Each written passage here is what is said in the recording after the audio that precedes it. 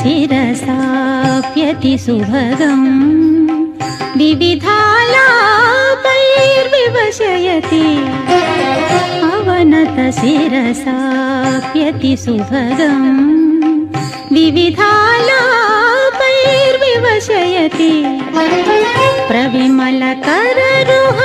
रचनविलासैर्भुवनपतिं तं भूषयति प्रविमलकररुह रचनविलासैर्भुवनपतिं तं भूषयति राधा माधव रतिचरितम् इति बोधावः